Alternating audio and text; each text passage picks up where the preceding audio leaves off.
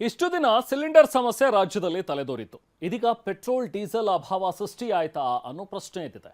ಯಾಕೆಂದ್ರೆ ಬೆಳಗಾವಿಯಲ್ಲಿ ಪೆಟ್ರೋಲ್ಗಾಗಿ ಜನ ಮುಗಿ ಬೀಳ್ತಾ ಇದ್ದಾರೆ. ಬಾಟಲ್ ಕ್ಯಾನ್ಗಳಲ್ಲಿ ತುಂಬಿಸ್ಕೊಳ್ತಾ ಇದ್ದಾರೆ. ಅದೆಷ್ಟೋ ಕಡೆಗಳಲ್ಲಿ ನೋ ಸ್ಟಾಕ್ ಅನ್ನೋ ಬೋರ್ಡ್ ಕೂಡ ಕಾಣಸಿಗ್ತಾ ಇದೆ. ಆದರೆ ಕೇಂದ್ರ ಸರ್ಕಾರ ಮಾತ್ರ ಯಾವುದೇ ಸಮಸ್ಯೆ ಇಲ್ಲ ಅಂತ ಹೇಳ್ತಾ ಇದೆ. ಪೆಟ್ರೋಲ್ ಡೀಸೆಲ್ಗಾಗಿ ಮುಗಿ ಬಿದ್ದಿರುವಂತದ್ದು.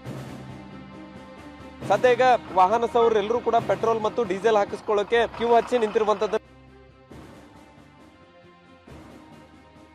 ಸುಮಾರು ಒಂದೊಂದು ಪೆಟ್ರೋಲ್ ಪಂಪ್ನಲ್ಲೂ ಕೂಡ 150 ಬೈಕ್ ಸವಾರರಿದ್ರೆ. ಇಷ್ಟು ದಿನ ಸಿಲಿಂಡರ್ಗಾಗಿ ಜನ ಕ್ಯೂ ನಿಂತಿದ್ದಾಯ್ತು. ಈಗ ಪೆಟ್ರೋಲ್ ಡೀಸೆಲ್ ಸರದಿ, ಕೊಲ್ಲಿಯಲ್ಲಿನ ರಣಭೀಕರ ಯುದ್ಧ ಕರ್ನಾಟಕದಲ್ಲಿ ನಾನಾ ಸಮಸ್ಯೆಗಳನ್ನ ಸೃಷ್ಟಿ ಮಾಡ್ತಾ ಇದೆ. ಸಿಲಿಂಡರ್ ಅಭಾವದ ಬೆನ್ನಲ್ಲೇ ವಾಹನ ಸವಾರರಿಗೆ ಸದ್ಯ ಹೊಸದೊಂದು ಟೆನ್ಷನ್ ಶುರುವಾಗಿದೆ.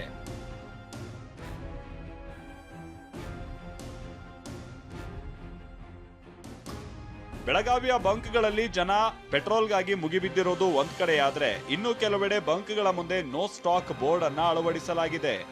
ನಾನೀಗ ಅಜಮ್ ನಗರದಲ್ಲೇ ಪೆಟ್ರೋಲ್ ಪಂಪ್ ಮುಂಭಾಗದಲ್ಲೇ ಇದ್ದೇನೆ. ಸದ್ಯ ಈಗ ಈ ರೀತಿ ನೋ ಸ್ಟಾಕ್ ಅನ್ನುವಂತಹ ಬೋರ್ಡ್ ಗಳನ್ನ ಈಗಾಗಲೇ ಹಾಕಿರುವಂತದ್ದು.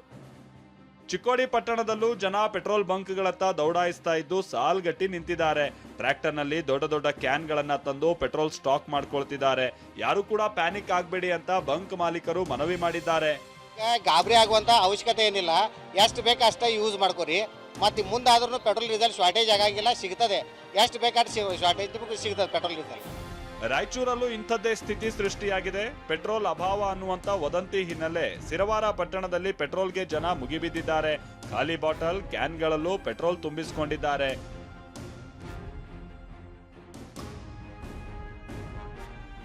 ಇನ್ನು ಸಿಲಿಂಡರ್ ಸಮಸ್ಯೆಗೆ ಬರೋದಾದ್ರೆ, ಗೃಹ ಬಳಕೆ ಗ್ಯಾಸ್ಗಾಗಿ ಬೆಂಗಳೂರಿನ ಲಿಂಗರಾಜಪುರದ ಜನ 500 ಮೀಟರ್ ಕ್ಯೂ ನಿಂತಿದ್ದಾರೆ. ಕಳೆದೊಂದು ವಾರದಿಂದ ಗ್ಯಾಸ್ ಸಪ್ಲೈ ಆಗದ ಹಿನ್ನೆಲೆ ಖಾಲಿ ಸಿಲಿಂಡರ್ ಜೊತೆ ಸಾಲು ನಿಂತಿದ್ದಾರೆ.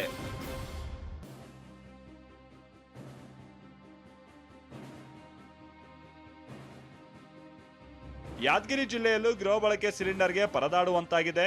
ಶಹಾಪುರದಲ್ಲಿ ಗ್ಯಾಸ್ಗಾಗಿ ಜನ ಕಿಲೋಮೀಟರ್ ಗಟ್ಟಲೆ ಇಂಡಿಯನ್ ಗ್ಯಾಸ್ ಏಜೆನ್ಸಿ ಮುಂದೆ ಕ್ಯೂ ನಿಂತಿದ್ದಾರೆ. ಈ ಪರದಾಟಗಳ ಬಗ್ಗೆ ಕೇಂದ್ರ ಸರ್ಕಾರ ಸ್ಪಷ್ಟನೆ ನೀಡಿದೆ. ನಮ್ಮಲ್ಲಿ ಸಾಕಷ್ಟು ಪೆಟ್ರೋಲ್ ಡೀಸೆಲ್ ಇದೆ, ವದಂತಿಗಳನ್ನ ನಂಬಬೇಡಿ ಅಂತ ಪೆಟ್ರೋಲಿಯಂ ಸಚಿವಾಲಯದ ಸುಜಾತಾ ಶರ್ಮಾ ಹೇಳಿಕೆ ಕೊಟ್ಟಿದ್ದಾರೆ. निवेदन है कि हमारे पेट्रोल पंपों पर पेट्रोल और डीजल पर्याप्त मात्रा में उपलब्ध है. कृपया अफवाहों पर विश्वास न करें और पैनिक बाइंग से बचें. ಇನ್ನು ದೇಶದಲ್ಲಿನ ಈ ಸಮಸ್ಯೆಗಳ ಬಗ್ಗೆ ಪ್ರಧಾನಿ ನರೇಂದ್ರ ಮೋದಿ ರಾಜ್ಯಸಭೆಯಲ್ಲಿ ಮಾತನಾಡಿದ್ದಾರೆ. ಯುದ್ಧದ ಕಾರಣಕ್ಕೆ ದೇಶದ ಇಂಧನ ಪೂರೈಕೆ ಮೇಲೆ ಪರಿಣಾಮ ಬೀರ್ತಾ ಇದೆ ಎಂದಿದ್ದಾರೆ. ಈ ಮಾತಿಗೆ ಲೋಕಸಭಾ ವಿಪಕ್ಷ ನಾಯಕ ರಾಹುಲ್ ಗಾಂಧಿ ಪ್ರಮಾದ ಮಾಡಿದ್ದೀರಿ, ಸರಿಪಡಿಸೋದಕ್ಕೆ ಸಮಯ ಹಿಡಿಯುತ್ತೆ ಅಂತ ಕುಟುಕಿದ್ದಾರೆ. ये स्थिति चिंताजनक है. इस युद्ध से हमारे व्यापार के रास्ते प्रभावित हो रहे हैं.